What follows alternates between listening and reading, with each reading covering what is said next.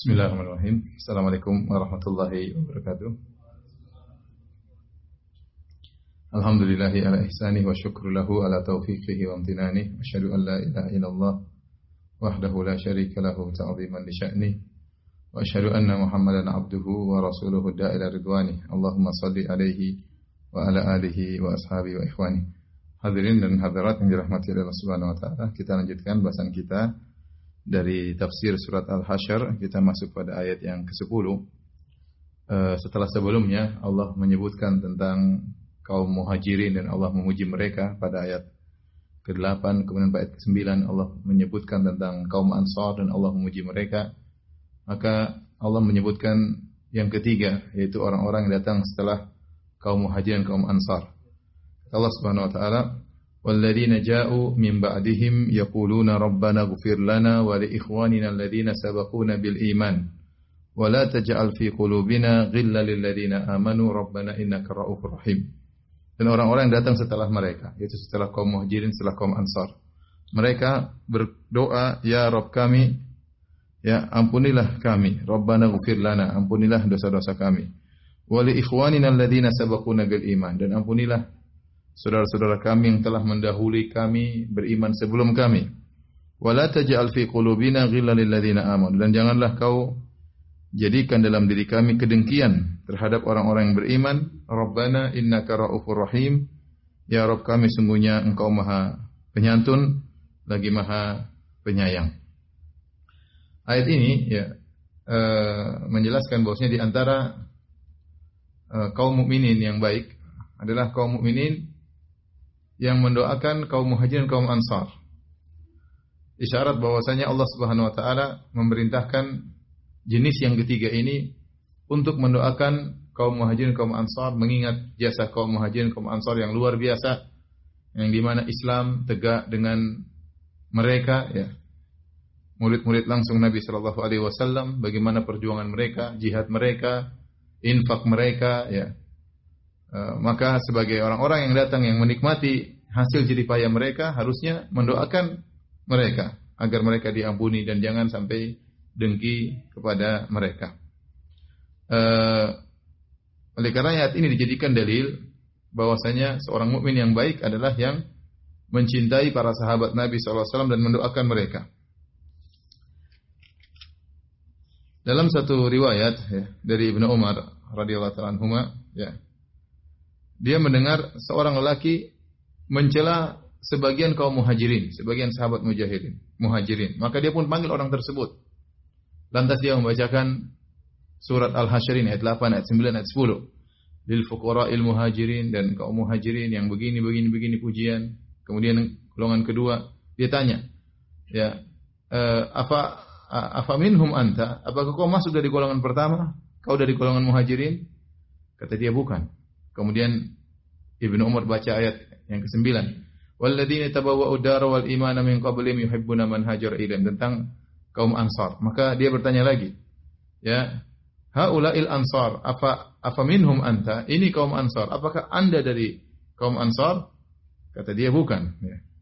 Ibnu Umar baca lagi ayat yang berikutnya, ayat yang sedang kita bahas, ayat 10. Walladzina ja'u min ba'dihim yaquluna rabbana ighfir lana wa li ikhwanina alladzina sabaquna bil iman. Dan orang-orang datang setelah mereka, maka mereka berdoa, ya Rabb kami, ampunilah kami, dan ampunilah orang-orang yang beriman sebelum kami, dan janganlah jadikan dalam diri kami kedengkian terhadap mereka. Kemudian Ibnu Umar bertanya, afa min haula'i anta? Apa kau termasuk golongan yang ketiga? Kata dia, arju, saya berharap. Kata Ibnu Umar, enggak, la, wallahi laisa min haula'i man sabba haula. Bukanlah dari golongan yang ketiga orang yang mencela golongan pertama dan kedua. Jadi kaum mukminin cuma tiga golongan, muhajirin, ansar, sama setelah itu sampai hari kiamat. Ciri orang yang beriman adalah yang mendoakan kaum muhajirin, kaum ansar. Makanya ini adalah ayat bantahan telak bagi orang-orang Syiah yang hobi mereka adalah mencaci maki para sahabat Nabi sallallahu alaihi wasallam. Aisyah radhiyallahu anha berkata, umiru an yastaghfiru li ashabin Nabi sallallahu alaihi wasallam fasabbuhum. Mereka diperintahkan untuk memohon ampunan bagi para sahabat Nabi sallallahu alaihi wasallam, ternyata mereka mencela para sahabat Nabi sallallahu alaihi wasallam, ya. Karenanya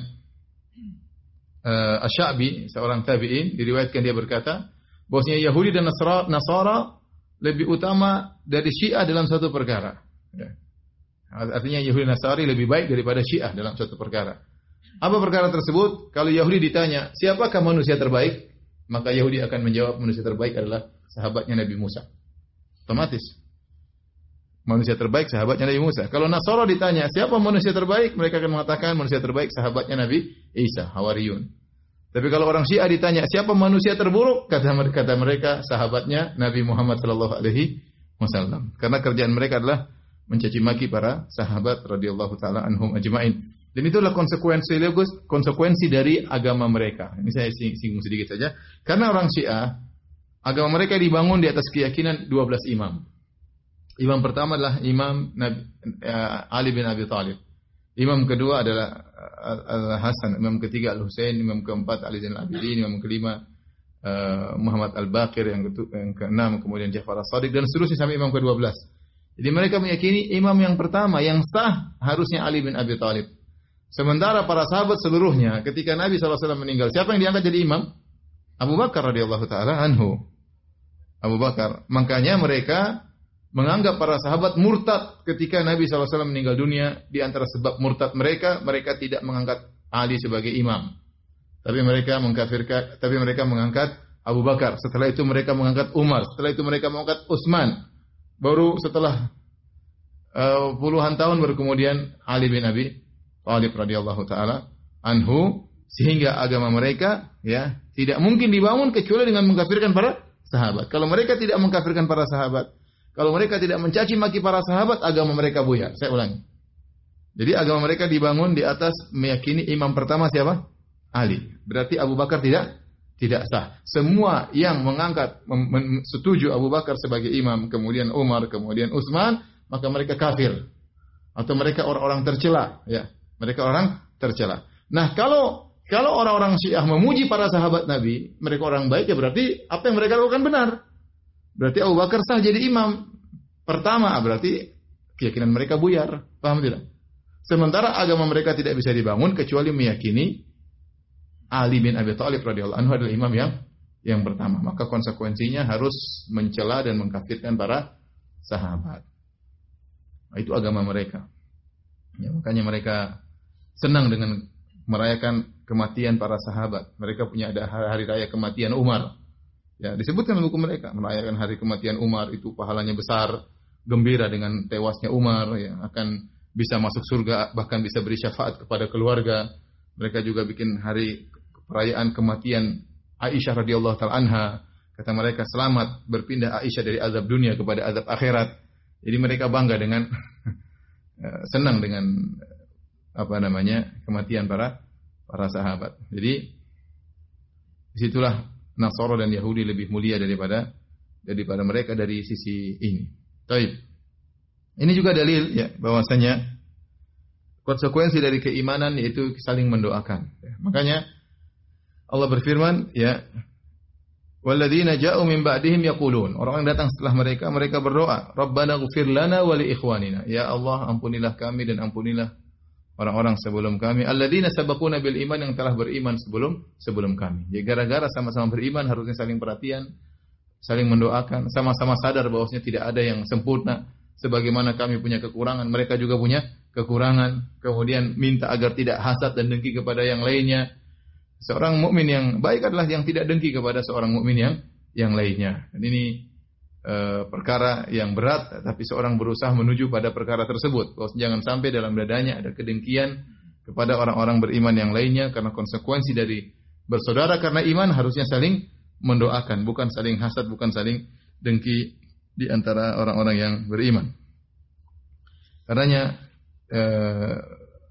di para ulama tafsir tatkala membahas tentang ayat ini, mereka menyebutkan tentang kisah seorang sahabat yang Nabi vonis dia masuk surga. Kata Nabi SAW di hadapan para sahabat yang lain, yatlu alaikumul an rajulun min ahlil jannah. Akan keluar sekarang seorang penghuni surga.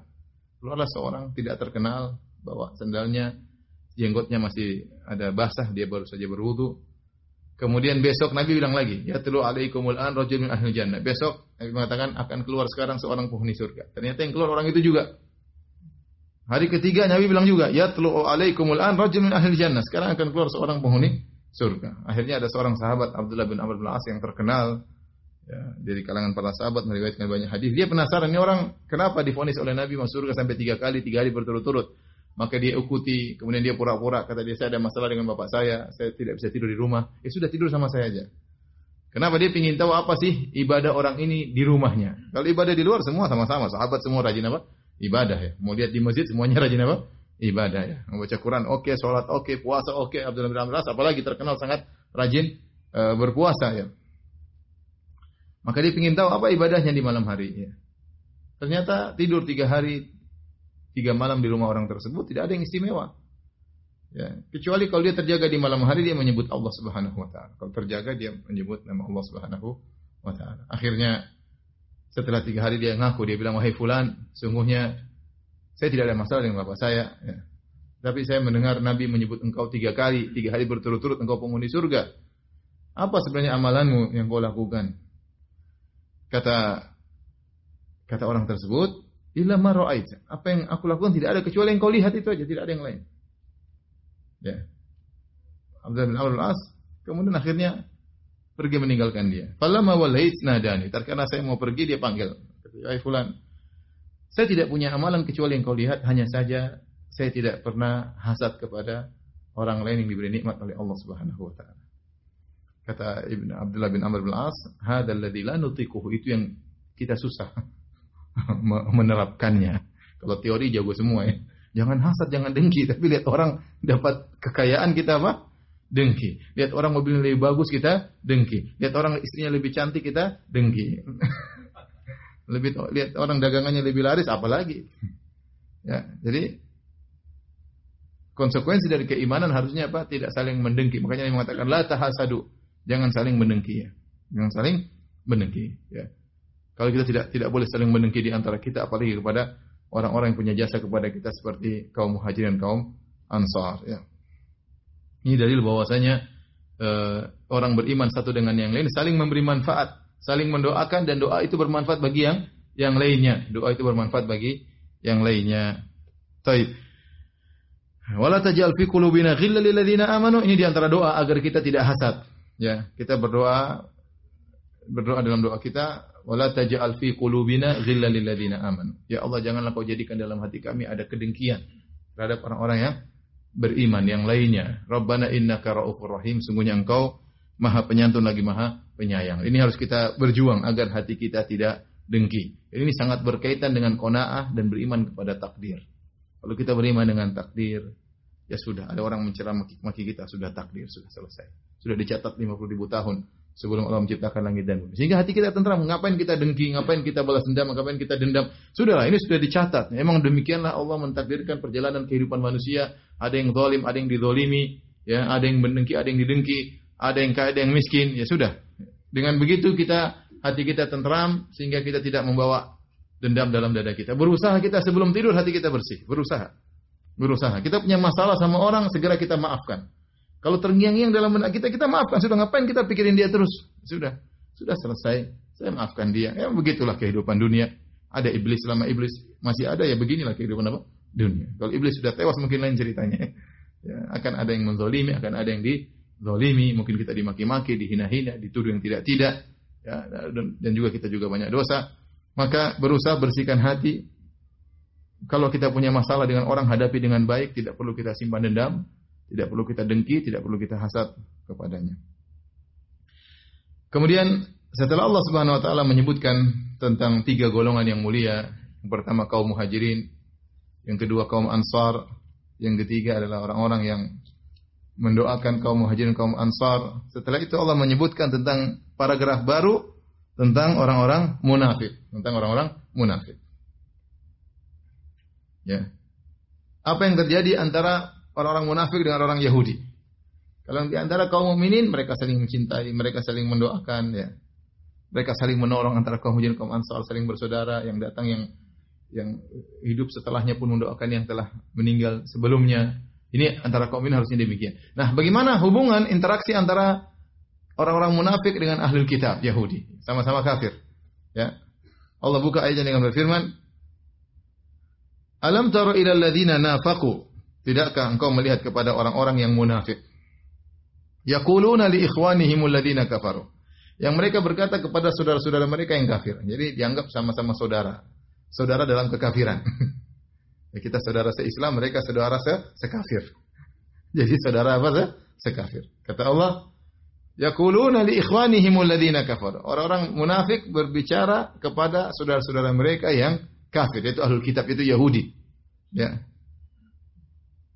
Min ahlil kitab, orang kafir dari kalangan ahlul kitab. Kafir banyak, ya, ada kafir musyrikin, ada kafir ateis. Ya, di antaranya kafir ahlul kitab. Yang dimaksud dalam ayat ini adalah Yahudi. Apa yang mereka ucapkan kepada saudara-saudara mereka sesama orang-orang kafir? La in ukhrijtum lanakhrujanna ma'akum wa la nuti'u fikum ahadan abada. Kalau kalian diusir dari kota Madinah, ya, lanakhrujanna ma'akum, jangan khawatir, kami bersamamu, kami akan keluar dari kota Madinah bersama kalian. Ini orang munafik memprovokasi orang Yahudi untuk bersikeras oposisi terhadap Nabi SAW. Jadi diprovokasi. Kalian tetap aja oposisi terhadap kaum muslimin. Seandainya terjadi apa yang terjadi, seandainya kalian diusir, kami akan ikut berangkat. Jangan khawatir. Kita bela sungkawa. Kita akan sama-sama keluar dari kota Madinah. Ini janji mereka, janji yang manis. La in ukhrijtum lanakhrujanna ma'akum. Kalau sungguh kalian diusir, benar-benar kami akan keluar bersama kalian. Wala nuti'u fikum ahadan abadan, dan kami tidak akan taat kepada seorang pun yang menganjurkan kami untuk tinggal di kota Madinah. Kami akan keluar. Siapapun yang merayu kami untuk bertahan kota Madinah tidak akan kami nurut. Kenapa? Demi untuk solidaritas. Kalau kalian diusir, kami akan berangkat juga keluar dari kota Madinah. Oleh karenanya kalian orang Yahudi tetap oposisi melawan kaum muslimin. Bicara di antara mereka. Wa in qutiltum lanansurannakum. Kalau kalian diperangi oleh kaum muslimin, kami akan benar-benar menolong kalian. Kami benar-benar akan menolong kalian. Janji palsu semua ini. Kata Allah, wallahu yashhadu innahum lakadzibun. Allah bersaksi mereka itu benar-benar pendusta. Kata Allah, wallahu yashhadu innahum lakadzibun. Allah bersaksi mereka orang munafik itu benar-benar pendusta, dan memang ciri-ciri orang munafik adalah pendusta, ya. Allah berfirman, "Idza ja'akal munafiquna qalu nashhadu innaka la rasulullah wallahu ya'lamu innaka la rasul wallahu yashhadu innal munafiqina lakadzibun." Sebagaimana dalam ayat awal surat dari surat Al-Munafiqun, ya. Jika orang munafik datang kepada engkau ya Rasulullah dan berkata, "Sungguh kami bersaksi engkau adalah utusan Allah." Allah tahu engkau adalah utusan Allah, dan Allah bersaksi bahwasanya kalian orang munafik benar-benar pendusta. Ya, mereka bohongin kaum muslimin, mereka bohongin orang-orang Yahudi, ya. Kata Allah, wallahu yashhadu. Allah bersaksi, innahum lakadzibun. Mereka sungguh-sungguh benar-benar pendusta. Bagaimana yang akan terjadi? Kata Allah, la in ukhriju la yakhrujuna ma'ahum. Kalau Yahudi diusir, mereka orang munafik tidak bakalan keluar bersama Yahudi. Yahudi akan dibiarkan pergi sendiri. Jadi mereka akan menyelisih janji mereka. Wala in qutilum la yansurunahum. Kalau ternyata orang-orang Yahudi diserang, maka orang-orang munafik tidak akan menolong orang-orang Yahudi. Wala in nasaruhum, kalaupun mereka mau menolong orang Yahudi tatkala diperangi oleh kaum muslimin, la yuwallunnal adbara tsumma la yunsarun, maka mereka akan berpaling ke belakang, kemudian mereka tidak akan mendapat pertolongan. Jadi Allah jelaskan, itu omongan mereka hanya omongan manis, ya, provokator. Hanya provokasi yang kosong daripada kenyataan. Buktinya, tatkala orang ahli kitab diusir, mereka tidak akan ikut pergi. Tatkala orang munafik, orang Yahudi diserang, mereka tidak akan menolong. Kalaupun mereka menolong, mereka akan lari, kabur dari peperangan. Dan itu yang terjadi. Itu yang terjadi. Setelah itu Bani Nadhir terusir. Sebagaimana dalam kisah surat Al-Hasyr di episode pertama waktu kita jelaskan. Ya, Al-Hasyr maknanya pengusiran Bani Nadhir dari kota Madinah. Pengusiran Bani Nadhir dari kota Madinah. Ya. Di antaranya mereka diprovokasi orang Yahudi oleh Abdullah bin Ubay bin Salul. Tetapi tatkala mereka diusir, enggak ada satu orang munafik pun yang nongol, enggak ada. Enggak ada satu munafik pun yang nongol. Ya sudah, mereka masih bertahan di kota Madinah, ya. Kata Allah, la antum asyaddu rahbatan fi sudurihim minallah, dzalika bi annahum qaumul la yafqahun. Sungguh kalian itu lebih ditakuti dalam dada mereka daripada Allah. Orang munafik sangat takut kepada kalian, wahai kaum muslimin. Dzalika bi annahum qaumul la yafqahun. Hal itu dikarenakan mereka adalah orang-orang yang la yafqahun, yang tidak paham ya. Mereka tidak mengerti ya, tentang agungnya Islam, tentang agungnya Allah Subhanahu wa taala. Siapa yang disebut oleh Allah bahwasanya kalian lebih ditakuti oleh mereka dalam dada mereka daripada Allah? Ada yang mengatakan maksudnya orang munafik karena ayat tentang berbicara tentang orang munafik, Allah sedang berbicara tentang kaum munafikin. Ada yang mengatakan maksudnya munafikin dan Yahudi. Munafikin dan Yahudi. Dan benar-benar dua-duanya takut kepada kaum muslimin. Ya, orang munafikin takut ya kepada kaum muslimin, orang Yahudi juga takut ya. Karena mereka takut mati dan mereka sangat ingin hidup selama-lamanya. Ya waddu ahaduhum law yu'ammaru alfasanah. Mereka berharap agar hidup selama 1000 tahun ya. Jadi mereka tujuan mereka cuma dunia. Maka disuruh perang mereka takut. Kata Allah Subhanahu wa taala, jadi ayat ini yang mereka lebih takut kepada kalian daripada takut kepada Allah. Ada dua pendapat, ada yang mengatakan maksudnya orang munafik, ada yang mengatakan munafik dan Yahudi. La yuqatilunakum jami'an illa fi quram muhassanatin aw min wara'i judur. Kalaupun mereka memerangi kalian, mereka tidak akan memerangi kalian seluruhnya kecuali di balik ya muhassanah, di balik kampung-kampung yang ada bentengnya, aw min wara'i judur, atau di belakang tembok-tembok. Artinya mereka pengecut. Dalam peperangan mereka pengecut ya. Dan ini Yahudi juga demikian, mereka punya tembok-tembok ya. Punya benteng-benteng, apalagi di Khaybar mereka punya benteng sampai 9 ya. Untuk bertempur melawan kaum muslimin mereka selalu berlindung di balik benteng. Mereka takut ya. Mereka takut. Padahal mereka bareng-bareng berperang. Mereka bersatu untuk memerangi kalian, mereka pun ketakutan. Makanya kata Allah, yuqatilunakum jami'an. Tidaklah mereka seluruhnya berkumpul untuk memerangi kalian kecuali mereka takut, tidak mau berperang kecuali di balik tembok atau di balik benteng. Kenapa? Ba'suhum bainahum syadid. Karena permusuhan di antara mereka sangat kencang. Antara munafik satu dengan munafik yang lain mereka sering berselisih. Antara Yahudi satu dengan Yahudi yang lain mereka juga sering berselisih. Kata Allah, tahsabuhum jami'an wa qulubuhum syatta.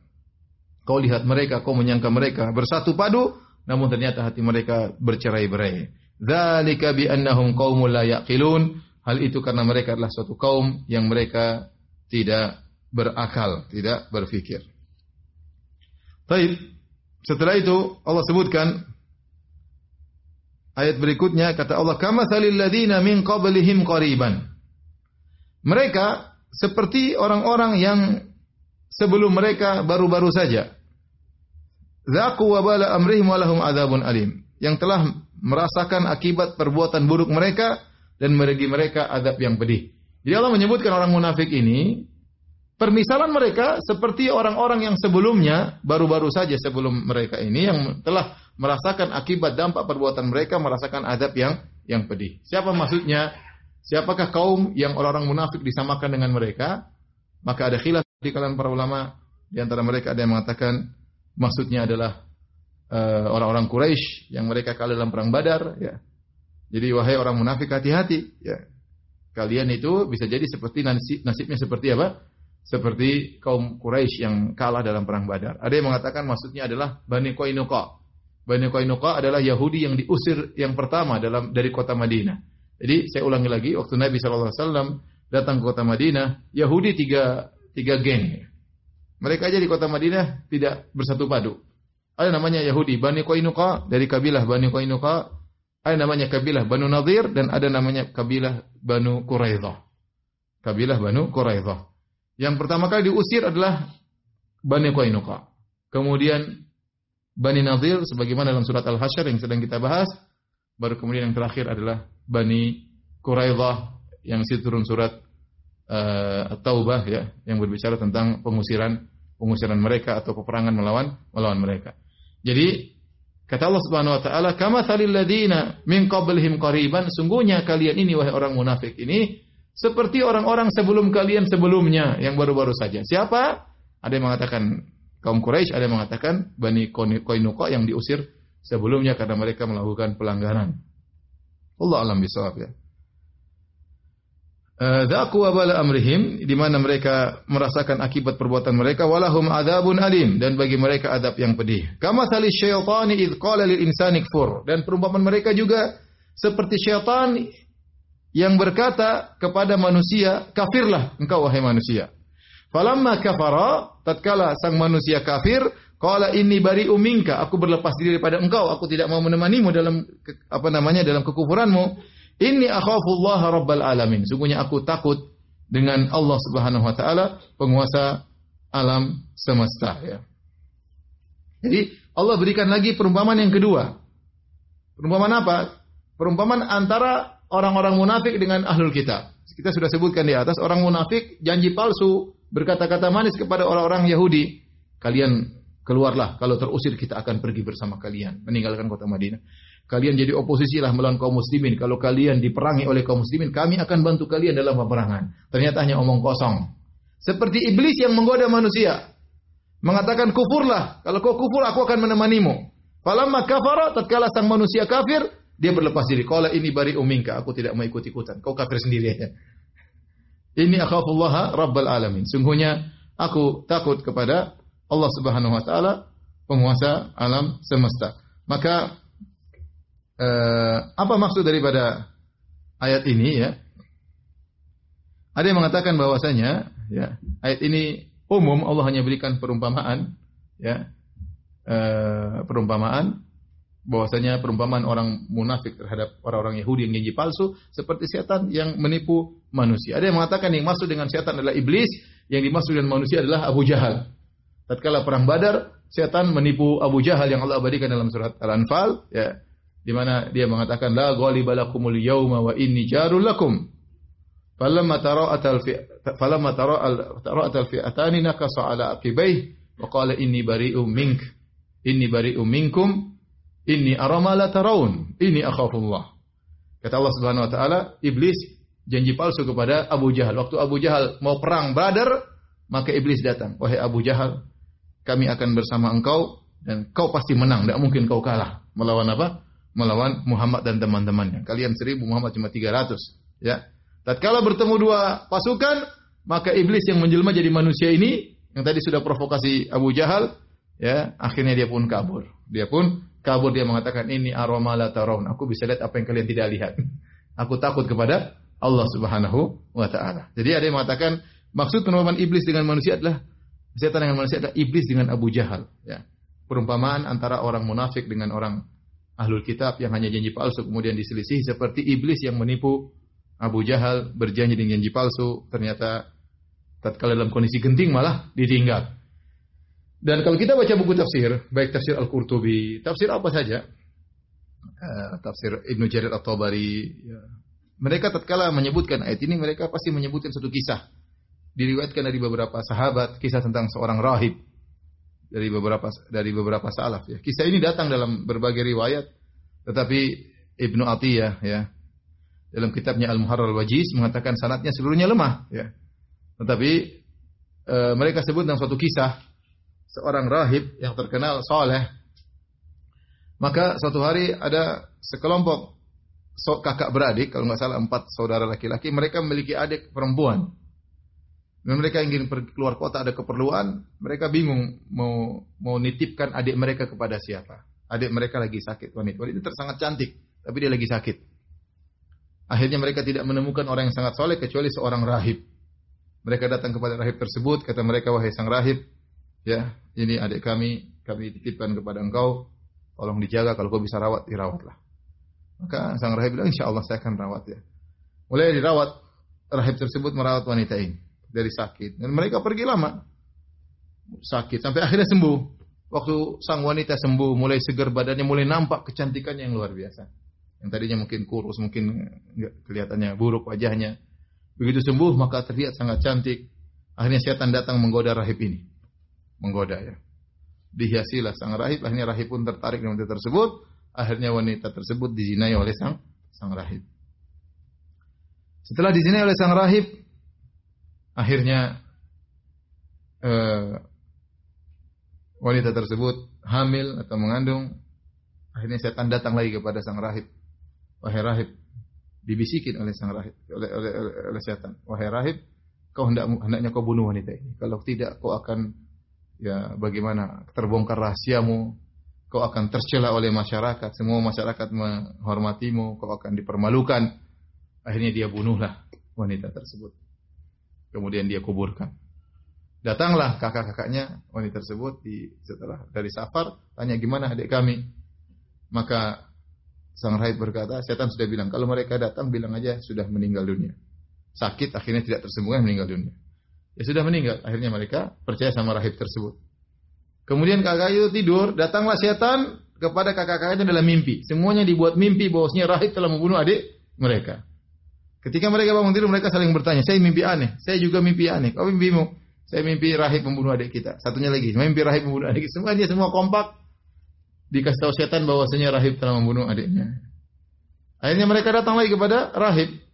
Akhirnya rahib pun mengaku, ya, dibawa ingin disiksa oleh kakak tersebut.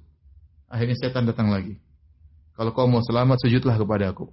Akhirnya rahib tersebut, ya orang sudah bingung, sudah hilang semua ilmunya, keikhlasannya hilang dalam kondisi terdesak. Akhirnya dia pun sujud kepada iblis. Dia menyangka iblis akan menyelamatkannya.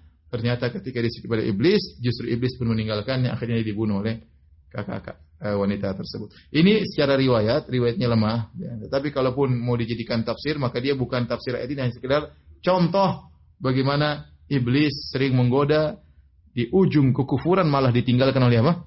Iblis, ya. Dan itu mungkin terjadi, hati-hati wahai manusia, ya. Misalnya mungkin orang main debus, ya. Iblis terus, setan sampai begitu waktu ke kondisi genting, setannya pergi, ya. Ini nusuk mati, bisa jadi. Seperti itu. Ya. Oleh karena seorang jangan mengikuti langkah-langkah iblis, ya, dalam menggoda manusia, karena iblis pun berlepas diri dari manusia dalam kondisi genting. Taib. Kemudian Allah berkata, "Fakana aqibatahuma annahuma fin nari khalidaini fiha." Dan adalah kesudahan keduanya, baik iblis maupun manusia, mereka semua berada dalam neraka jahanam khalidaini, abadi, fiha, dalam neraka tersebut. Wa dzalika jazaa'udz zalimin, dan itu adalah balasan bagi orang zalim, ya. Jadi iblis berkata, saya berlepas diri daripada kekufuran yang kau lakukan, itu tidak menyelamatkan dia, karena dia provokatornya. Sama orang-orang munafik tatkala memprovokasi orang-orang Yahudi untuk bertahan sebagai oposisi bagi kaum muslimin di kota Madinah, toh mereka tidak akan selamat. Di dunia mungkin mereka selamat, di akhirat mereka tidak akan apa? Selamat. Makanya Allah mengatakan, ya, yang provokator dan yang terprovokasi sama-sama nasibnya di akhirat, sama-sama di neraka jahanam khalidaini fiha, kekal di neraka jahanam selama-lamanya, ya. Karena provokatornya, ya, bisa jadi seorang memprovokasi seorang melakukan maksiat, orang melakukan, dia tidak, tapi dia provokatornya, sama hukumnya dengan yang melakukan kemaksiatan tersebut, ya. Ini sering kita sampaikan seperti firman Allah Subhanahu wa taala tentang kaum Nabi Saleh, kaum Tsamud, ya. Kata Allah dalam satu ayat, "Idzim ba'atsa ashqaha." Tatkala bangkit di antara kaum Tsamud seorang yang paling celaka, namanya Salih bin Qudar. Dia yang kemudian membunuh ontanya Nabi Saleh. Dia yang bunuh, dia sendiri. Tetapi dalam ayat yang lain kata Allah, fa'aqaruha, mereka membunuh onta tersebut. Kenapa? Provokatornya banyak, eksekutor cuma satu. Tapi hukumnya semua sama. Baik eksekutor maupun provokator. Meskipun yang lain tidak ikut, cuma hanya provokatornya. Makanya seorang dalam masalah kemaksiatan, yang paling rendah daripada keimanan adalah pengingkaran, ya. Kata Nabi SAW, "Man ra'a minkum munkaran falyughayyirhu biyadihi." Barang siapa di antara lihat kemungkaran, maka rubahlah dengan tangannya. Fa illam yastati', kalau dia tidak mampu, bukan wewenangnya, bukan ranahnya, fa bilisanihi, maka ingkarlah dengan lisannya, dengan pengajian, dengan tulisan. Fa illam yastati', kalau dia tidak mampu, dia takut ditangkap, takut takut dihina dan yang lainnya, fa biqalbihi, maka dengan apa? Hatinya. Wa dzalika adhaful iman, dan itu adalah iman yang paling lemah. Walaysa wara'a dzalika khardalun min iman. Kata Nabi, di balik itu lagi iman yang lain. Nah, maka tidak boleh kemudian orang melakukan maksiat kita provokator, kita provokasi, ayo. Dia melakukan maksiat, kita tidak melakukan tapi kayak ikut provokasi, kita juga dapat apa? Dapat dosa. Hati-hati. Ya, hati-hati, ada mungkin acara-acara kesyirikan kita ikuti provokasi, ayo. Kita dukung acara kesyirikan tersebut, ya. Kita dukung. Ada acara apa maksiat apa saja kita dukung, kita kena. Meskipun kita tidak melakukan. Kita ikut bergembira, ya. Kita ikut provokasi, kita ikut sumbangsih, kita kena, ya. Meskipun kita tidak melakukan secara langsung. Maka hati-hati. Ya, karena hukum orang yang melakukan dengan yang provokator hukumnya sama di sisi Allah Subhanahu wa taala. Baik. Wa dzalika jazaa'udz dzalimin, itu balasan orang yang berbuat zalim. Setelah itu Allah masuk pada paragraf berikutnya. Ya.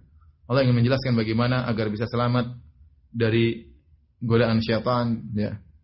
Dari godaan orang-orang munafik, ya. Seorang harus selalu ingat akhirat. Ini perkara yang sangat berat, ya. Kata Allah Subhanahu wa taala, "Ya ayyuhalladzina amanu taqullaha wal tanzur nafsum ma qaddamat lighad." Wahai orang yang beriman, bertakwalah kepada Allah. Wal tanzur nafsum ma qaddamat lighad, dan hendaknya setiap jiwa melihat apa yang dia kerjakan sekarang untuk masa depannya. Ma qaddamat, seorang setiap jiwa harus melihat ma qaddamat itu apa yang telah dia lakukan. Jadi dia harus merenungkan apa yang telah dia lakukan untuk kehidupannya di kemudian hari. Ini ayat kata Ibnu Qayyim rahimahullahu taala, sebagaimana juga dikatakan oleh As-Sa'di, inilah ayat landasan tentang namanya muhasabah. Muhasabatun nafs, yaitu seorang merenungkan, melihat kembali apa yang telah dia kerjakan agar dia bisa prepare untuk masa depannya. Jadi seorang harus ada waktu untuk dia mengaudit dirinya. Apa yang saya sudah lakukan? Saya sudah umur sekian, ya. Kolesterol sudah sekian. Gula sudah sekian. Apa yang sudah produktivitas yang saya kerjakan untuk masa depan saya? Dunia bagaimana? Akhirat saya bagaimana? Itu namanya muhasabah. Dan itu bukan tiap tahun, tapi setiap hari seharusnya. Tapi kita sering lalai, ya. Ini aslun fil muhasabah. Ini ayat saya terjemahkan apa namanya? Secara tekstualnya, ya. Ya ayyuhalladzina amanu, hai orang beriman, ittaqullah, bertakwalah, wal tanzur nafsum ma qaddamat, dan hendaknya setiap jiwa merenungkan apa yang telah dia kerjakan lighadin, untuk masa depannya. Lighadin maksudnya masa depannya, maksudnya hari kiamat. Tetapi bahasa diungkapkan oleh Allah dengan untuk hari esoknya. Ya, padahal hari kiamat mungkin masih jauh, tetapi Allah menamakannya dengan esok hari, karena bagaimanapun jauh, bagaimanapun masih lama, dia akan tiba dan kita akan bertemu dengan hari tersebut. Maka Allah mengungkapkan dengan godin agar kita sadar itu tidak meskipun mungkin perasaan kita jauh, tapi sebenarnya akan datang, dan itu harus siap. Setiap saat kita harus siap-siap. Apalagi para ulama mengatakan bahwasanya al-maut, kematian adalah al-qiyamatu as-sughra. Kematian adalah kiamat kecil. Dan setiap orang akan segera merasakan kiamat kecilnya tersebut, dan dia tidak tahu kapan dia akan meninggal dunia, ya. Tidak ada yang tahu betapa sering kematian datang tanpa ada pemberitahuan terlebih dahulu, ya. Kam min fatan amsa wa asbaha wa amsa dhahikan wa qad udkhilat ajsaduhum dzulmatal qabri. Betapa banyak pemuda di pagi hari masih tertawa, sore hari masih tertawa, ternyata di malam hari tubuh mereka dimasukkan dalam kegelapan liang lahat. Oleh karenanya, kita sudah sering lihat di sekeliling kita, tiba-tiba seorang meninggal dunia tanpa ada tanda-tanda sebelumnya. Kemarin masih segar, kemarin masih tertawa, tadi malam masih rapat. Tahu-tahu setelah itu meninggal dunia, ya. Ada yang habis olahraga meninggal dunia, ada yang lagi naik gunung meninggal dunia. Ada yang lagi olahraga meninggal dunia, ya. Ada yang lagi ceramah meninggal dunia. Jadi kita nggak tahu kapan kita dipanggil oleh Allah Subhanahu wa taala, maka jangan lupa muhasabah, audit. Kalau bahasa kita audit. Makanya kata Umar bin Khattab radhiyallahu ta'ala anhu, hasibu anfusakum qabla an tuhasabu. Auditlah diri kalian, hisablah diri kalian sebelum kalian dihisab oleh Allah Subhanahu wa taala. Barang siapa yang sering menghisab dirinya, maka hisabnya akan ringan pada hari kiamat. Cuma kita nggak punya waktu untuk menghisab diri kita, itu masalahnya. Kita jalan, kita punya proyek-proyek yang sudah jelas kita kejar, sudah kita rencanakan, ya, dengan jelas, tetapi untuk mengaudit masa lalu kita sering kita tidak kerjakan, tidak ada waktu. Untuk proyek yang lain kita benar-benar perhatikan. Maka harus ada waktu kita merenungkan apa yang sudah kita lakukan bulan ini, tahun ini, maksiat yang sudah kita kerjakan, kebaikan yang sudah kita kerjakan, dan kita harus benar-benar hisab dengan detail, audit dengan detail. Inilah ayat kata Allah, wal tanzur nafsu ma qaddamat lighad, ya. Maka setiap jiwa harus merenungkan apa yang telah dia kerjakan. Sebelum dia merenungkan apa yang dia sudah kerjakan, renungkan dulu apa yang sudah dia kerjakan. Kita seringnya merenungkan apa yang akan kita kerjakan. Itu kebiasaan kita semuanya. Apa yang mau kita kerjain? Prepare planning semuanya. Allah bilang, lihat yang sudah kau kerjakan juga. Dan itu yang lebih utama. Agar kau bisa mempersiapkan untuk ke depanmu. Ya. Makanya Allah sebutkan betapa banyak yang menyesal pada hari kiamat. Waji'a yawma idzin bi jahannam yawma idzi yatadzakkarul insan wa anna lahu dzikra yaqulu ya laitani qaddamtu li hayati. Hari tatkala di mana neraka jahanam dihadirkan, maka pada hari tersebut semua manusia akan ingat seluruh yang pernah dia lakukan. Tatkala itu dia audit tapi sudah terlambat, dia ngauditnya di akhirat, terlambat. Yauma yatadzakkarul insan, itu dia ingat semua apa yang dia lakukan. Fa anna lahu dzikra, maka apa manfaatnya tatkala itu tidak ada manfaatnya dia mengingat kembali, maka dia berkata penyesalannya, yaqulu ya laitani qaddamtu li hayati. Kenapa dahulu saya waktu di dunia, seandainya dulu saya melakukan amal soleh untuk kehidupanku yang sekarang di akhirat, tapi sudah terlambat. Sudah terlambat. Tapi orang yang mengaudit dirinya, dia menghitung-hitung umurnya yang tinggal sedikit, ya, kemudian masa lalunya yang mungkin kelam dan gelap gulita, ya, maka dia akan terpacu, termotivasi untuk bersiap-siap. Maka seorang berusaha untuk bermuhasabah, ya, sehingga dia bisa tahu apa yang dia kerjakan untuk masa depannya di akhirat. Allah mengulangi lagi, wattaqullah, bertakwalah kepada Allah. Allah mengulangi di awal bertakwa, di akhir bertakwa. Ayyuhalladzina amanu taqullaha wal tanzur nafsum ma qaddamat lighad wattaqullah. Wahai yang beriman, bertakwalah, hisablah diri kalian dan bertakwalah lagi. Ya. Takwa awal dan akhir. Ada yang mengatakan takwa yang kedua adalah penekanan kepada takwa yang pertama. Ada yang mengatakan takwa pertama maksudnya dalam menjalankan ketaatan, takwa yang kedua dalam meninggalkan kemaksiatan, butuh ketakwaan semuanya, ya. Ya, Allah alam bisawab. Ada yang mengatakan litakid, ada yang mengatakan litaksis, ini istilah para ulama. Ya, tapi intinya disuruh untuk bertakwa dan bertakwa. Untuk penekanan seperti kata Allah Subhanahu wa taala, ya ayyuhalladzina amanu, ya, aminu, wahai orang beriman, berimanlah, maksudnya istiqomahlah engkau di atas keimanan dan tambahlah keimananmu. Innallaha khabirum bima ta'malun. Sungguhnya Allah Maha mengetahui tentang apa yang kalian kerjakan. Khabir, ini sering saya sampaikan, di antara nama-nama Allah adalah Al-Khabir. Khabir yaitu Allah Subhanahu wa taala mengetahui segala sesuatu dengan detail. Jadi seakan-akan Allah berfirman, lakukanlah kebajikan dan hati-hatilah dengan kemaksiatan, karena Allah mencatat kebajikan dan mencatat kemaksiatan dengan detail. Tidak ada satu senyuman pun kecuali tercatat dan pasti ada balasannya. Tidak ada satu pandangan haram pun kecuali ada catatannya dan pasti ada balasannya. Ya. Karena Allah khabir, Allah Maha mengetahui segala sesuatu dengan detail. Ini pembahasannya panjang tapi saya kasih kesimpulan aja bahwasanya jadi jangan khawatir kalau seorang melakukan kebajikan sekecil apapun, enggak ada yang lihat, enggak ada masalah. Allah tahu. Jangan khawatir. Allah tahu dengan detail, ya. Kita punya niat baik aja terperinci, niat saya ada 3 baik semua, Allah tahu, ya. Tidak ditambah jadi 4, tidak dikurangi jadi 2. Allah tahu niat kita 3. Saya pengen ini, saya pengen sini, Allah tahu. Jangan khawatir, ya. Kita pandangan lihat sana, lihat cewek 5, jangan khawatir, enggak jadi kurang 4 nih. Yang kita lihat cewek 5 semua tertulis apa? 5. Jangan khawatir, ya. Khawatir, ya. Jadi semua detail, semuanya detail, enggak ada yang tidak detail. Karena Allah khabir. Maka di antara cara kita bermuhasabah, kita harus ingat selalu apa yang sudah kita lakukan dan apa yang akan kita lakukan, semua tertulis secara detail. Kemudian kata Allah Subhanahu wa taala, "Wala takunu kalladzina nasullaha fa ansahum anfusahum." Janganlah kalian seperti orang-orang yang lupa kepada Allah. Maksudnya kata para ulama yaitu meninggalkan ketaatan kepada Allah. Karena di antara makna nisyan adalah tark dalam bahasa Arab. Nisyan bisa artinya lupa, zuhul bisa artinya tark, ya, meninggalkan. Oleh karenanya para ahli tafsir mengatakan, "Wala takunu kalladzina nasullaha." Janganlah kalian seperti orang yang lupa kepada Allah, maksudnya meninggalkan perintah-perintah Allah Subhanahu wa taala, meninggalkan keimanan kepada Allah. Fa ansahum anfusahum, artinya akhirnya Allah menjadikan mereka lupa terhadap diri mereka, artinya Allah menjadikan mereka meninggalkan maslahat untuk diri mereka. Ini benar. Orang kalau sudah tenggelam dalam kekufuran atau kemaksiatan, dia lupa bahwasanya dirinya butuh maslahat yang banyak. Dia lupa kemaslahatan untuk dirinya, untuk masa depannya, untuk akhiratnya. Dia lupa yang apa yang bermanfaat bagi kebahagiaannya. Dia tenggelam dalam kemaksiatan, dalam kelezatan. Yang kelezatan tersebut semua meregut kebahagiaannya. Ya. Sering saya sampaikan bahwasanya kemaksiatan bertolak belakang dengan kebahagiaan. Benar, dalam kemaksiatan ada kelezatan, tapi kelezatan itu akan merenggut kebahagiaan kita. Sejauh mana kita bermaksiat, sejauh itu pula kebahagiaan kita akan berkurang. Ya. Apapun yang kita lakukan, maksiat yang kita lakukan. Saya contoh sederhana. Seorang laki-laki yang tidak jaga pandangan, dia akan melihat cewek cantik, tapi kebahagiaan hilang. Istrinya jadi kelihatan jelek, apalagi kalau sudah istrinya jelek ya. Yang cantik aja bisa jadi jelek tatkala seorang mengumbar pandangannya melihat apa? Melihat wanita-wanita yang cantik, akhirnya dilihat istrinya jadi biasa-biasa saja.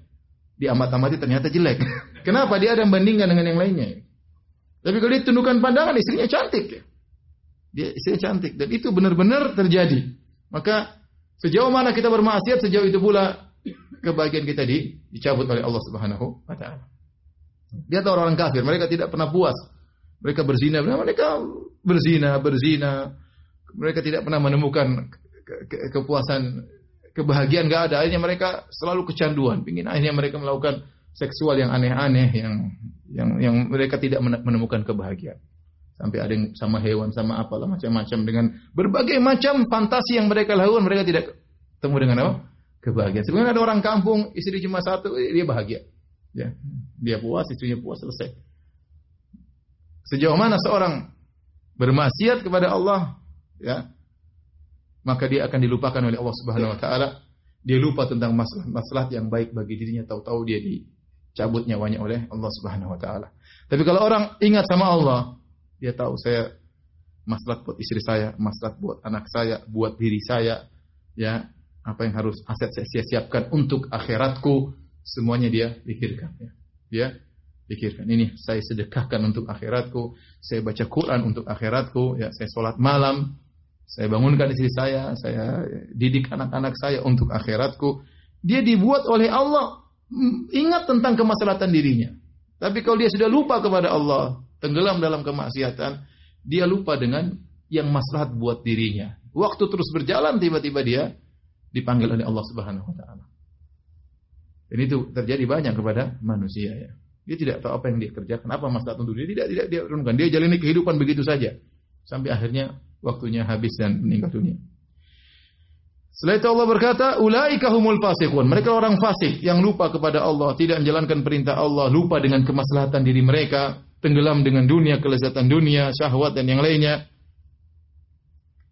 Kata Allah, setelah itu Allah ingatkan paragraf berikutnya tentang dua kondisi manusia. Jangan sampai kalian seperti penghuni neraka jahanam. Kata Allah, la yastawi ashabun nari wa ashabul jannah. Tidak sama antara penghuni surga, antara penghuni neraka dengan penghuni surga. Ashabul jannati humul faizun. Sungguhnya penghuni surga mereka itulah orang-orang yang menang. Al-faiz maksudnya menang.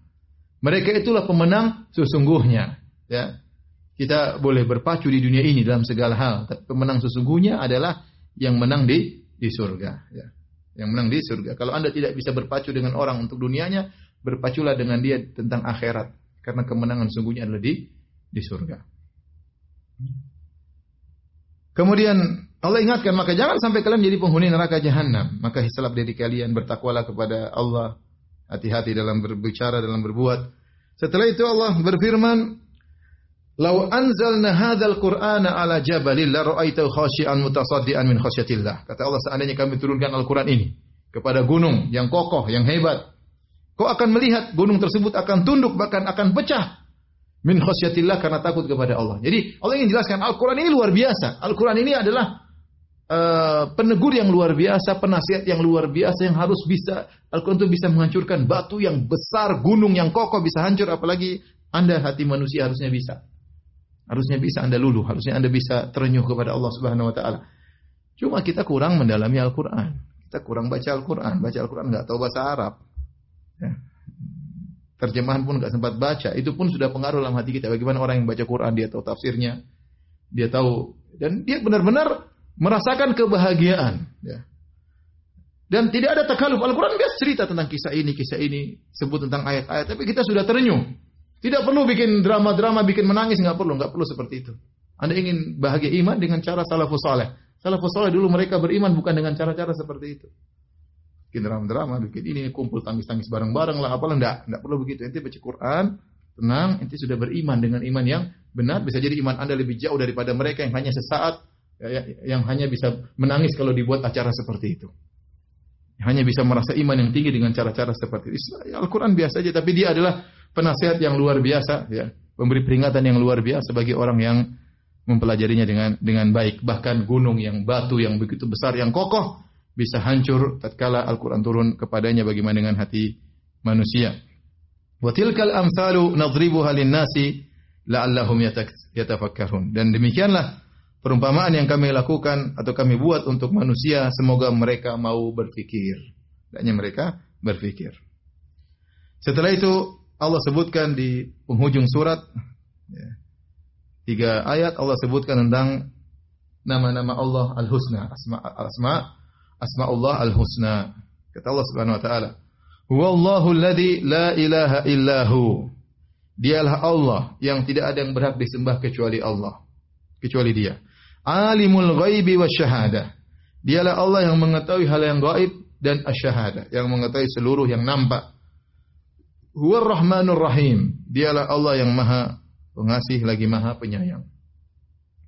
Di sini Allah ingatkan bahwasanya yang berhak disembah hanyalah siapa? Allah. Kenapa hanya Allah yang berhak disembah? Maka Allah sebutkan dalil-dalilnya. Karena aku adalah ini, aku adalah Ar-Rahman, aku adalah Ar-Rahim, aku adalah Alimul Ghaibi wasyahada, aku adalah Al-Khaliq, Al-Musawwir, aku adalah pencipta, aku adalah yang mengetahui langit yang gaib dan yang nampak. Aku yang ini, aku yang ini, aku yang ini, aku yang ini. Maka akulah yang berhak disembah. Ini kata para ulama artinya tauhid al-uluhiyah, penetapan tauhid al-uluhiyah, penyembahan hanya kepada Allah berdalil dengan tauhid al-asma wa sifat. Berdalil dengan tauhid al-asma wa sifat, karena Allah satu-satunya yang begini, yang begini, yang begini, maka Dia yang berhak untuk disembah. Jadi untuk menentukan tauhid al-uluhiyah, maka ada 2 metode, berdalil dengan tauhid rububiyah, berdalil dengan tauhid al-asma wa sifat. Berdalil dengan tauhid rububiyah seperti dalam surat Al-Baqarah, ya ayuhan nasu ubudu rabbakumul ladzi khalaqakum wal ladzina min qablikum la'allakum tattaqun alladzi ja'alakumul arda firasya was samaa'a binaa'a wa anzala minas samaa'i maa'an fa akhraja bihi minas thamarati rizqan lakum fala taj'alu lillahi andada wa antum ta'lamun. Seperti surat Al-Baqarah 21-22, kata Allah, wahai manusia sekalian, sembahlah Rabb kalian yang telah menciptakan kalian dan menciptakan orang sebelum kalian agar kalian bertakwa, yang telah menjadikan bumi sebagai hamparan bagi kalian. Rububiyah Allah tentang penciptaan. Allah yang membentangkan bumi bagi kalian. Allah yang menurunkan hujan bagi kalian. Allah yang menumbuhkan tumbuhan bagi kalian. Allah yang menciptakan kalian. Maka jangan kalian mengambil tandingan-tandingan bagi Allah, sementara kalian tahu ini semua yang mengerjakan adalah Allah. Jangan kalian berbuat syirik kepada Allah, sementara yang kalian tahu yang menciptakan ini semua hanyalah Allah. Itu berarti tauhid uluhiyah berdalil dengan tauhid ar-rububiyah. Dalam surat Al-Hasyr ini Allah berdalil dengan tauhid al-asma wa sifat untuk penetapan tauhid al-uluhiyah. Maksudnya sungguhnya Allah tidak ada yang berhak disembah kecuali Allah, karena Dia adalah Ar-Rahman, karena Dia adalah Ar-Rahim, karena Dia adalah Al-Khaliq, Al-Musawwir, Al-Bari, ya, Al-Mutakabbir, Al-Jabbar, Al-Muhaimin dan seterusnya. Ini maksud dari ayat ini. Baik. Kita bacakan ayatnya. Huwallahu alladzi la ilaha illahu. Dialah Allah, tidak ada yang berhak disembah kecuali hanya Allah. Alimul ghaib wasyahada. Dialah Allah yang mengetahui yang gaib dan yang syahada. Yang gaib manusia tidak tahu, syahada maksudnya yang nampak di hadapan kita, ya. Semua Allah tahu, tidak ada yang luput dari pengetahuan Allah Subhanahu wa taala. Ini bantahan kepada orang-orang falasifah yang seperti Ibnu Sina, ya, Farabi dan yang lainnya yang mengatakan Allah hanya mengetahui perkara-perkara secara global, ya. Allah tidak mengetahui secara detail, dan ini sudah saya bahas dalam syarah akidah wasithiyah, dan ini kekufuran. Yang benar Allah mengetahui segala sesuatu dengan detail, ya, yang gaib maupun yang nampak. Bahkan kata Allah, wa ma tasqutu mi waraqatin illa ya'lamuha. Tidak ada satu daun pun yang jatuh kecuali Allah tahu tentang daun tersebut. Kenapa jatuhnya, di negeri mana, di pohon yang mana, bagaimana jatuhnya, bagaimana nasib daun tersebut, Allah tahu. Bahkan Allah mengatakan yang tidak kelihatan oleh manusia, wa huwa alimun bi dzatis sudur, Allah mengetahui isi dada manusia. Isi gerakan dada kita ini tiap hari Allah tahu. Kita lagi ikhlas, lagi sombong, lagi riya, ya, lagi tawadhu, lagi ujub, Allah tahu semuanya. Ya, Allah tahu gerakan-gerakan hati manusia, Allah tahu secara detail. Wa huwa ar-Rahmanur Rahim. Ar-Rahman Ar-Rahim. Secara sederhana Ar-Rahman apa? Ar-Rahman adalah Maha Rahmat, ya. Allah menciptakan 100 rahmat, ya. Satu Allah turunkan di atas muka bumi, dan dengan satu itu maka manusia saling menyayangi, seorang ibu menyayangi anaknya dan seterusnya, dan Allah simpan 99 di akhirat untuk orang-orang yang beriman. Jadi Allah Maha Rahmat. Ar-Rahim maksudnya keterkaitan sifat rahmat Allah dengan makhluknya, Ar-Rahim. Ar-Rahman maksudnya Allah, berkaitan dengan zat Allah yang Maha Penyayang. Ar-Rahim, kasih sayang Allah tersebut meliputi segala apa? Makhluknya. Rabbana wasi'ta kulla syai'in rahmatan wa ilma. Ya Allah, sungguhnya Engkau meliputi segala sesuatu dengan rahmat-Mu. Ya. Orang-orang kafir pun mendapatkan rahmat Allah, mereka dapat rezeki, mereka dapat ya, di dunia ya, mereka dapatkan. Makanya Allah menyebutkan Ar-Rahman, Ar-Rahim. Ar-Rahman berkaitan dengan dirinya, Ar-Rahim berkaitan rahmat Allah kepada makhluknya. Kemudian Allah ulangi lagi, Huwallahu alladzi la ilaha illahu. Karena itulah dialah Allah, tidak ada yang berhak disembah kecuali Allah. Semua tidak ada yang berhak disembah. Dia menyembah siapa? Malaikat. Apa malaikat? Maha Rahman? Enggak. Ya.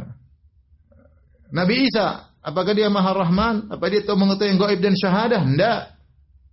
Apalagi nyembah sapi, nyembah sapi ente sembah. Apa dia alimul ghaib wa syahadah? Dia bahlul ghaib wa syahadah, bukan alimul ghaib wa syahadah. Dia enggak ngerti apa-apa, kemudian disembah. Bagaimana ceritanya? Berpatung ente sembah. Mau sembah ente bikin dulu patungnya, kemudian disembah. Ya subhanallah. Gimana nyembah patung? Bikin patung Tuhan. Yang kalau Anda dirubah jadi patung tersebut Anda tidak ridho. Anda lihat patung Tuhan, terakhir lihat coba patung Tuhan. Muka manusia, tangan ada 8, subhanallah. Saya disuruh jadi tangan 8, saya enggak mau. Apalagi wajah pun ada telinga gajah, hidung. Tuhan kayak begitu ya. Kita aja disuruh jadi gitu, saya nggak mau. Kemudian mau disembah. Gimana ya? Makanya Allah mengatakan, Huwallahu alladzi la ilaha illahu. Tidak ada yang berhak disembah kecuali Allah. Kenapa? Allah dalil lagi. Huwal Malik, karena dialah sang raja. Tidak ada yang menguasai alam semesta ini kecuali Allah. Hari kiamat semua tidak ada yang jadi raja. Kata Allah Subhanahu wa taala, Anal Malik.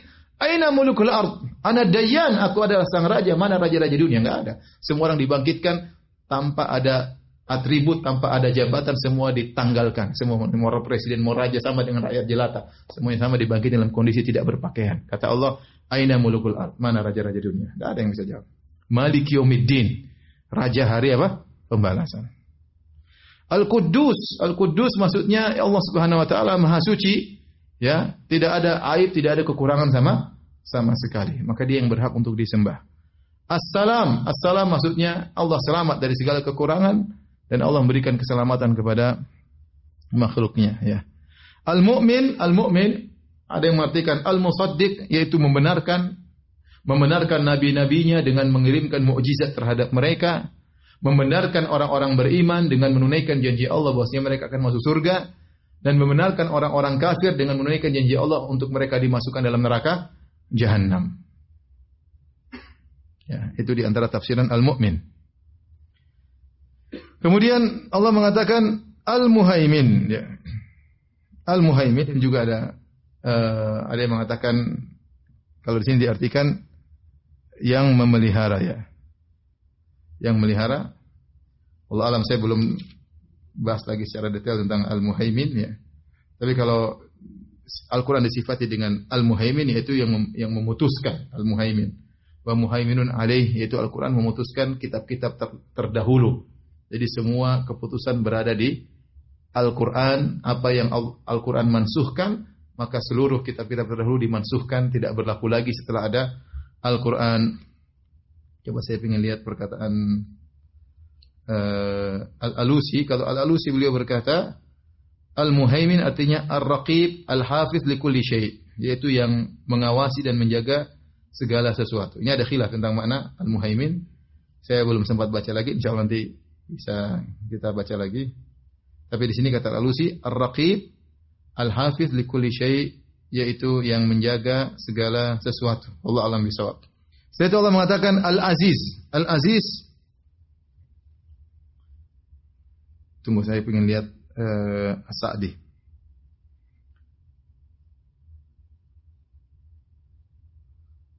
Allah Sa'di tidak menyebutkan. Baik. Kita lanjutkan para hadirin dan hadirin Allah Subhanahu wa taala. Adapun Al-Aziz yaitu Maha Perkasa, ya. Yang Maha Perkasa maksudnya tidak ada yang mengalahkannya dan tidak ada yang mendominasinya. Tidak ada yang protes dengan segala keputusannya. Karena Allah adalah Al-Aziz. Al-Jabbar, ya. Yang memiliki segala keagungan, ya. Al-Jabbar, ya. Atau yang Maha Kuasa. Al-Jabbar Maha Kuasa, yaitu semua makhluk tunduk di bawah kehendak Allah Subhanahu wa taala. Jabbar. Jabbar itu seakan-akan memaksa siapapun, tidak ada yang bisa keluar dari kehendak Allah, tidak ada yang bisa keluar dari keputusan Allah. Siapapun orangnya, siapapun makhluknya, tidak ada yang keluar dari kekuasaan Allah Subhanahu wa taala. Al-Mutakabbir, kalau bahasa kita sombong, yang maha sombong yaitu maha agung, karena hanya yang berhak sombong hanyalah Allah Subhanahu wa taala. Kata Allah dalam hadis qudsi, al-kibriya'u izari wal 'azamatu ridai.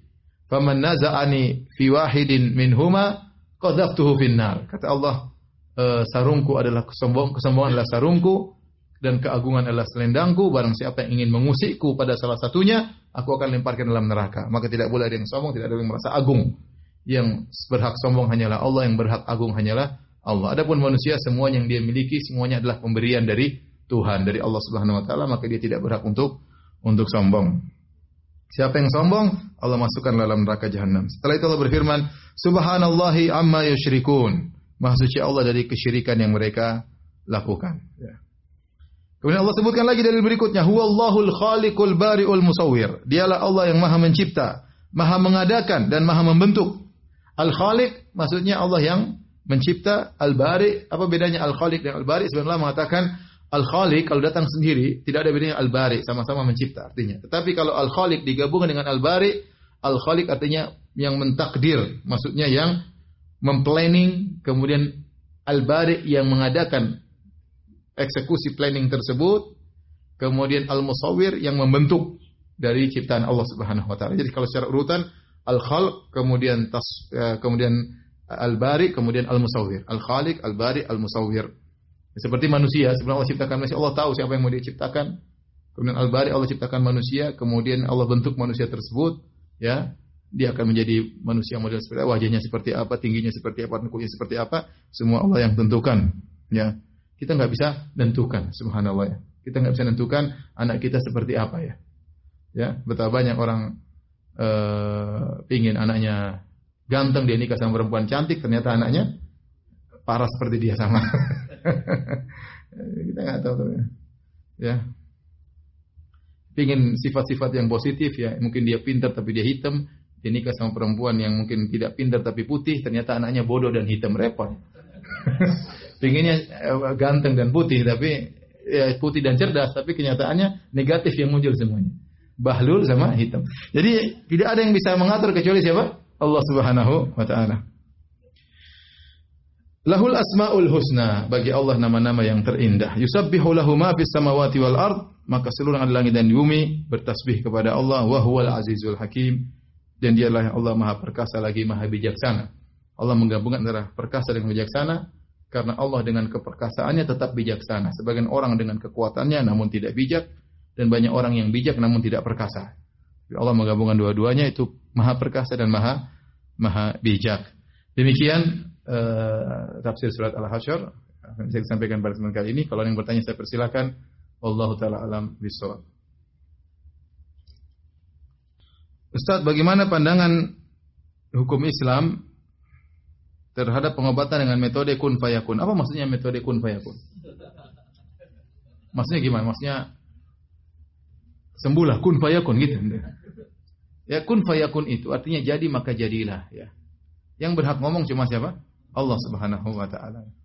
Ya, Allah ceritakan tentang bagaimana Allah kalau berkehendak sesuatu.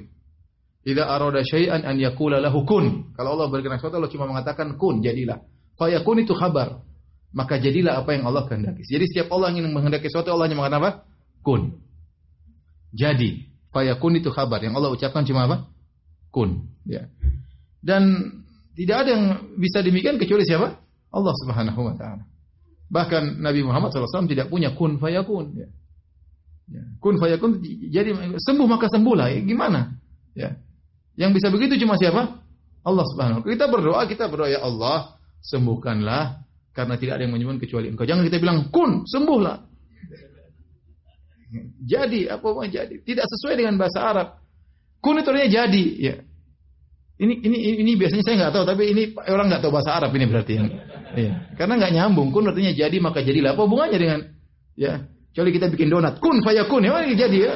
Sembuh nggak ada hubungannya, dia nggak tahu bahasa Arab. Kalau Allah, iya, karena Allah mencipta, jadi maka jadi manusia, jadi hewan, Allah berkehendak menjadikan apa saja. Ya, tapi kalau kun fayakun untuk orang sakit ya nggak nyambung ya. Saya bilang tidak ada yang punya kun fayakun kecuali Allah Subhanahu wa taala. Kecuali pendapat sebagian orang sufi ya, yang mereka dalam kitab Jawahirul Ma'ani meyakini Abdul Qadir Jailani punya kun fayakun, telah diberikan kun oleh Allah. Apapun dia ucapkan kun maka jadi. Ini khurafat, ini syirik. Tidak ada yang diberikan kun di dunia ini kecuali hanya Allah yang bisa. Nabi Muhammad SAW tidak punya kun. Kalau Nabi punya kun, maka Nabi dalam perang apapun akan menang. Misalnya lawan Abu Jahal dalam perang Badar, Nabi tinggal bilang monyet, jadi monyet, maka jadilah monyet.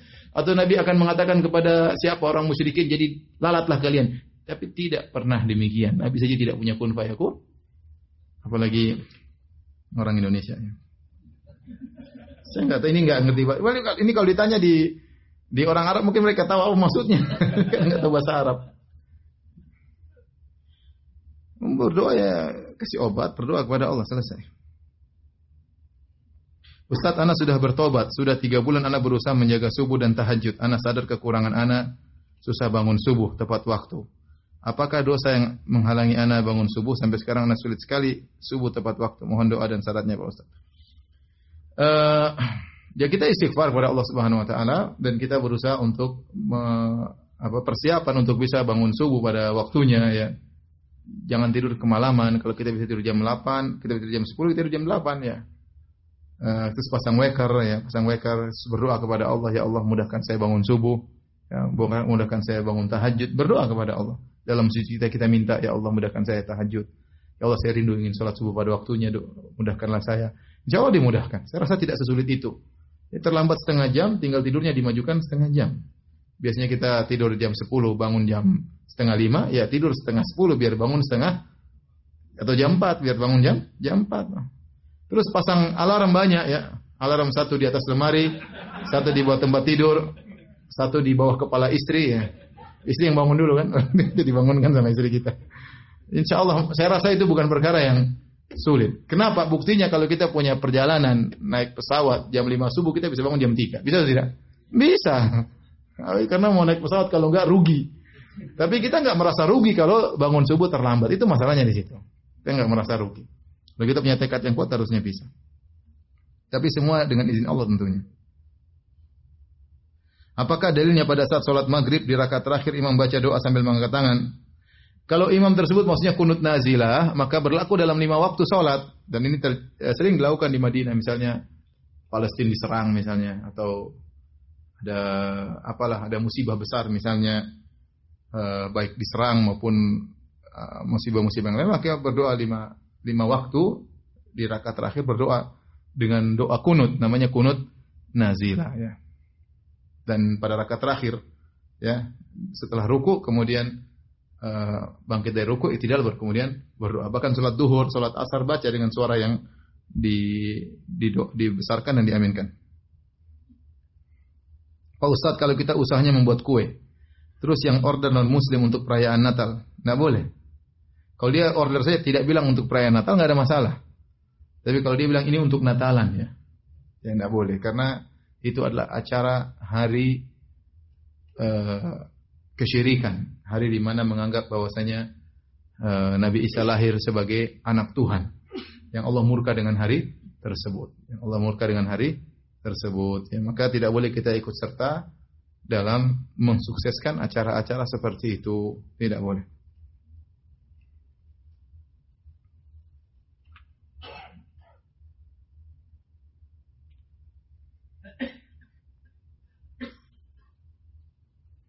Pak Ustadz, apa yang dimaksud menyakiti tetangga merupakan sebab masuk neraka?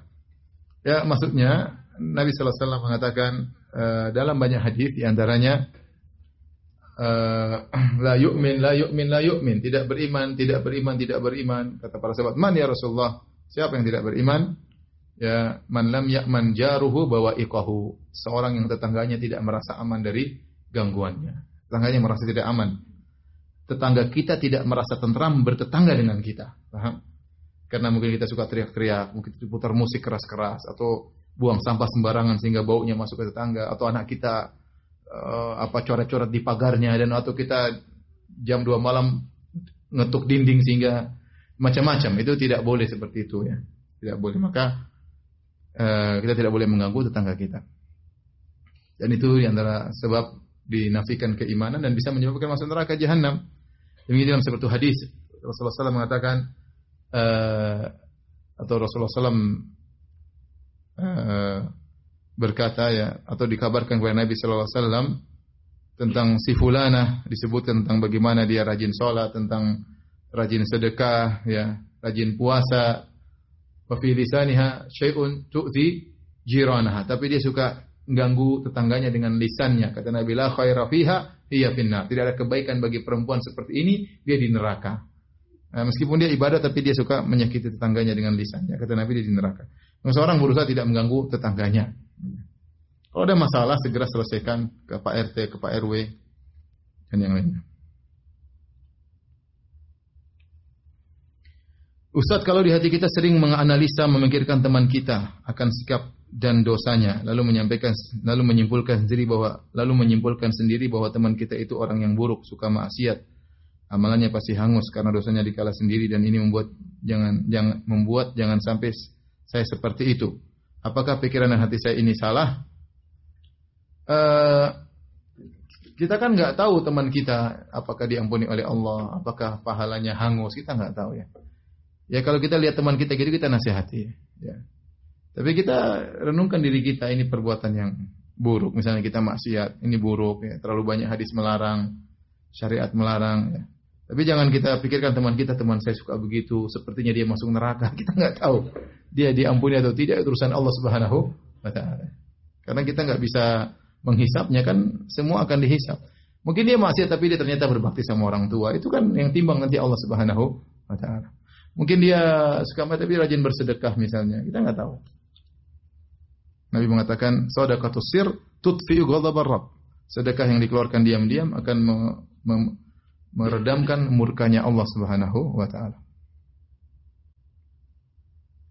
Ustaz, kalau kita ingin berteman dengan orang-orang soleh, tapi mereka tidak mau berteman dengan kita, bagaimana sikap kita? Bagaimana lagi? Ya sudah, cari yang lain, yang soleh, yang lain. Antum ya, berteman, ya teman tuh nggak bisa dipaksa ya. Kata Nabi SAW, al-arwahu junudun mujannadah, fama ta'araf minha talaf, fama tanakara minha ikhtalaf. Namanya ruh itu diciptakan berkelompok-kelompok. Kalau pas bertemu cocok, chemistry-nya nyambung, dia akan langgeng. Kalau enggak, dia akan berpisah ya. Kita teman soleh banyak, alhamdulillah ya. Ya maksud saya, misalnya antum ingin berteman, semua ingin berteman sama ustadz. Ya ustadz nggak bisa bagi waktunya.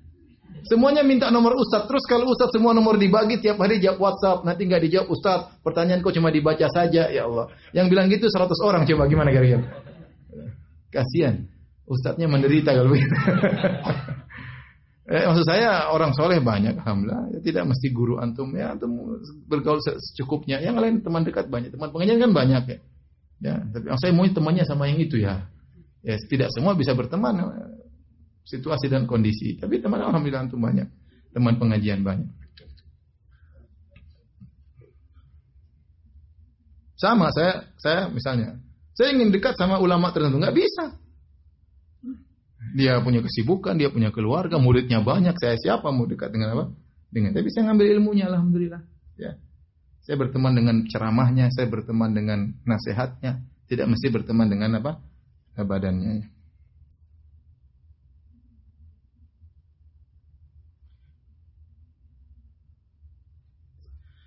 Pak Ustadz, mohon penjelasan hukum bersedekah dengan via apa ini?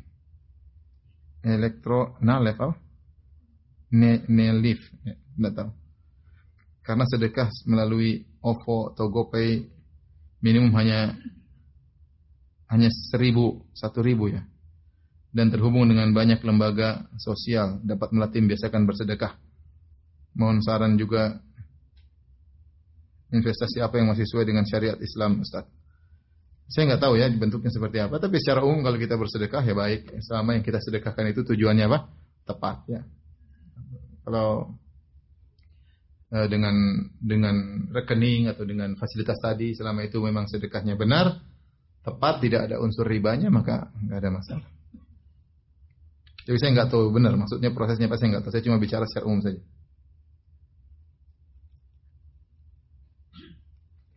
Jika bersedekah untuk orang lain lebih baik atas nama diri sendiri atau atas nama kepala keluarga? Apakah benar jika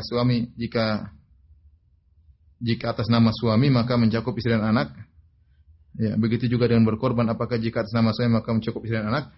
Kalau bersedekah atas nama siapa? Untuk kita ya. Kalau kita atas nama kita berarti untuk apa? Untuk kita. Kita boleh bersedekah atas nama orang tua sudah meninggal. Kita bersedekah atas nama orang tua, ibu sudah meninggal, kita bersedekah atas nama ibu kita, enggak ada masalah ya. Ya, kalau kita bersedekah atas nama kita dan anak-anak, saya nggak tahu. Ya, saya nggak tahu tentang hukum tersebut. Ya. Ya. Beda kalau sudah meninggal dunia, maka ulama sepakat kita bersedekah atas nama mayat, maka sampai kepada mayat tersebut. Tapi kalau masih hidup, saya nggak tahu hukumnya bagaimana ya. Karena saya tidak menemukan dari asar salaf yang seperti itu. Dia bersedekah atas nama saya dan istri saya nggak tahu. Ya. Wallahu a'lam. Adapun kurban ya, kurban disunahkan kalau kita satu keluarga, cukup satu kepala keluarga untuk mewakili seluruh keluarga selama masa satu rumah ya.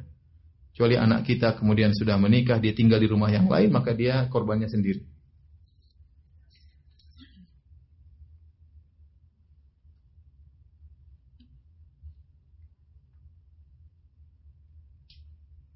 Pada saat saya baru hijrah, saya cukup mudah untuk konsentrasi hingga menangis ketika berzikir dan sholat. Namun saya banyak ngaji, saya belajar untuk ikhlas dan percaya terhadap qadarullah. Namun setelah itu saya jadi lebih sulit untuk berkonsentrasi hingga menangis setiap kali zikir maupun sholat. Apakah ada yang salah bagaimana memperbaiki diri? Mungkin waktu Anda baru hijrah, Anda masih teringat dengan dosa-dosa Anda sehingga mudah untuk apa? Menangis ya. Kalau sekarang mungkin Anda sudah tidak ingat lagi dengan apa? Dosa-dosa Anda sehingga Anda merasa pede-pede saja. Sebenarnya ya, tangisan itu bukan hanya karena dosa ya. Tangisan itu banyak, bisa kita karena dosa, bisa kita karena merasa kurang bersyukur, bisa karena keagungan Allah, bisa karena mengingat hari kiamat, banyak hal ya. Makanya di antara 7 golongan yang Allah nangi pada hari kiamat, kata Nabi SAW, rajulan dzakarallaha khalian. Seorang tatkala dia sendirian, dia ingat Allah, fafadat ainah, maka dia pun menangis. Dan sebab menangis banyak ya. Tapi kalau tidak menangis enggak ada masalah ya. Tidak harus berarti kalau kita menangis berarti kita khusyuk. Seorang dengan perenungan kepada Allah, dengan perenungan yang baik, maka dia sudah dapat pahala. Makanya para sahabat berbeda-beda, tidak semuanya yang mudah menangis. Yang paling mudah menangis adalah Abu Bakar radhiyallahu anhu. Lebih mudah menangis daripada Nabi SAW. Nabi tidak banyak menangis ya. Makanya di sini ada hadis tentang di posisi-posisi di mana Nabi SAW menangis. Artinya tidak dikenal Nabi mudah nangis. Ya. Tidak dikenal Nabi mudah nangis. Tapi Nabi nangis dalam hal tertentu ada di dalam satu buku sebut tempat-tempat di mana Nabi SAW menangis. Tapi yang terkenal sangat mudah menangis setiap salat siapa? Abu Bakar. Tapi bukan berarti Abu Bakar lebih hebat daripada siapa? Nabi SAW. Umar juga tidak sering nangis. Namun pernah Umar menangis dalam salat sehingga dia berhenti lama karena tangisan beliau. Maksud saya kalau orang bisa menangis itu bagus ya karena mengingat Allah terutama tatkala dia bersendirian. Kemudian kata Nabi SAW, ainani lam tamassahuman nar. 2 mata yang tidak akan disentuh api neraka. Pertama, ainun bakat min khasyatillah. Mata yang menangis karena takut kepada Allah Subhanahu wa taala. Yang satu mata yang menangis karena berjaga dalam di daerah perbatasan musuh ya.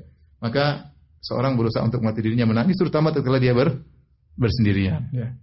Jadi kalau tidak bisa menangis ya perbaiki dirinya saja, tapi jangan dia menyangka bahwasanya berarti saya imannya kacau, enggak juga ya. Kita sambil berjalan terus belajar. Yang penting kita berjalan di track yang benar, ngaji waktunya ngaji, kita ada sholat duha, kita ada baca Quran.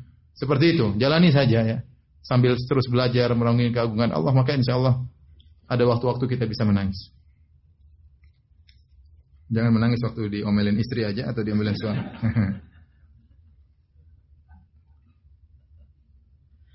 Mohon penjelasan doa yang dibaca setelah niat umrah atau haji yang artinya jika hamba terhalang suatu di tengah jalan maka tahallulku di tempat hamba yang tertahan. Wa in habasani habis famahilli haitsu habastani.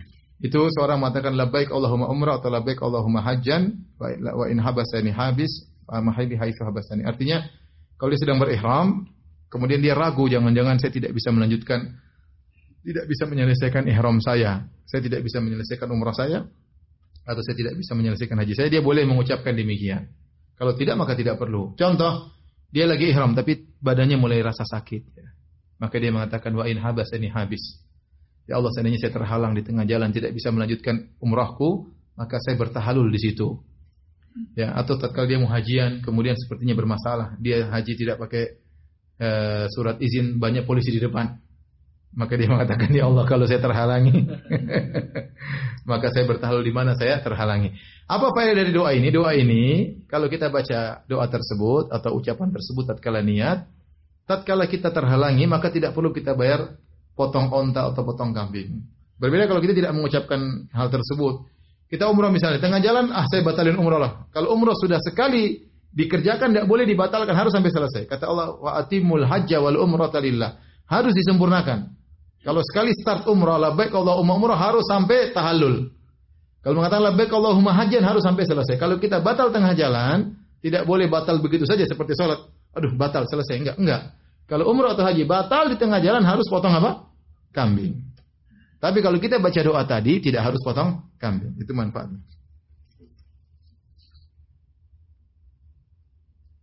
Sejauh mana batasan mengejar dunia? Kadang saya sampai melupakan belajar agama saking semangatnya. Ya, kita intinya kita bukan dilarang mengejar dunia, kita dunia, tapi orientasi kita akhirat. Ya, orientasi kita akhirat. Soalnya antum kan bisa kerja. Saya ingin anak saya pondok, kan butuh biaya. Jadi antum kerja sudah pikir untuk bayar anak pondok, untuk saya kasihkan orang tua saya, untuk saya bagi adik-adik. Itu berarti orientasi kita bukan dunia. Orientasi kita dunia seperti ini. Saya pingin punya mobil Jaguar 5 misalnya. Saya pingin punya, itu namanya orientasi dunia. Dunia tok itu tidak benar seperti itu. Tapi kalau nanti kita akhirat, dunia untuk sarana akhirat, maka tidak apa-apa. Terlalu banyak ayat suruh kita untuk berinfak. Mau infak harus punya duit. Kalau nggak punya duit, gimana cara berinfak? Allah suruh bayar zakat. Kalau nggak punya duit, gimana bayar zakat? Malah terima zakat ya. Oleh karenanya, yang tahu Allah tentang orientasi kita apa? Dunia atau akhirat, Allah tahu. Ya. Maka kalau kita sudah bekerja, jangan juga ngoyo. Ada waktunya kita sholat, ada waktunya kita zikir, ada waktu pengajian seminggu sekali, oke ya. Tapi kalau sebulan penuh tidak pengajian, sebulan penuh tidak baca Quran, ya berarti kita sudah terpedaya. Kita sudah terpedaya.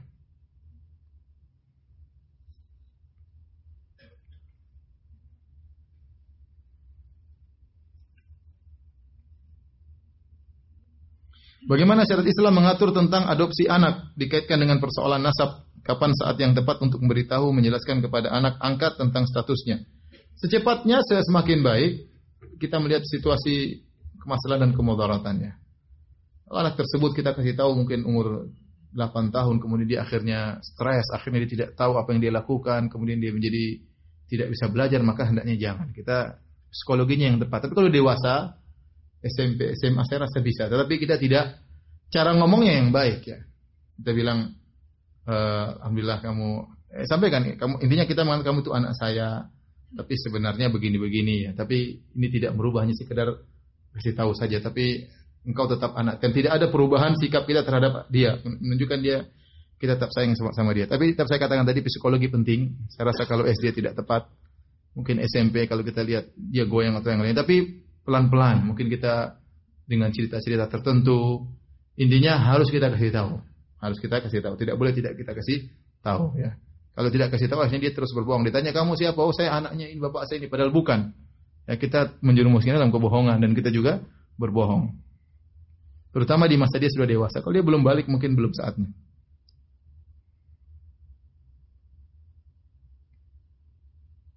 Hukum seputar mengucapkan selamat Natal dengan alasan toleransi atau sekedar basa-basi, hanya lahiriahnya saja, tidak dengan hati. Memang kalau kita dengan hati, kita kafir. Kalau kita gembira, ya, meyakini apa yang diyakini orang Nasrani, kita kafir atau tidak? Kafir. Ya, kafir, ikut senang-senang. Oh, selamat Nabi Isa lahir jadi anak Tuhan. Kafir kita. Kalau kita kafir ya. Tapi kalau kita hanya sekedar lisan, itu tidak boleh juga. Ya. Ya, karena berarti kita secara zahir mendukung, ya tidak? Secara zahir mendukung. Ya. Misalnya gini, orang berzina. Masya Allah, selamat berzina. Kita nggak suka zina, tapi kita kira-kira dia merasa didukung atau enggak zinanya? Dia masih didukung atau tidak? Dia masih didukung. Itu datang sama selamat hari Natal. Dia semakin pede dengan agamanya. Gimana ente mendakwahi dia? Dia semakin pede dengan apa yang dia kerjakan. Ente aja beri selamat sama dia. Kapan ente mau dakwahi dia bahwasanya ini kesyirikan? Allah nggak punya anak, Nabi Isa manusia. Kapan nanti mau dakwah seperti itu? Momen yang tepat pada hari Natal nanti sampaikan, ini bukan Tuhan. Yang Anda rayakan ini kelahirannya bukan kelahiran Tuhan. Nabi Isa adalah sosok yang yang sangat kita hormati, umat Islam banggakan sebagai hamba dan bukan sebagai apa? Sebagai Tuhan. Ya.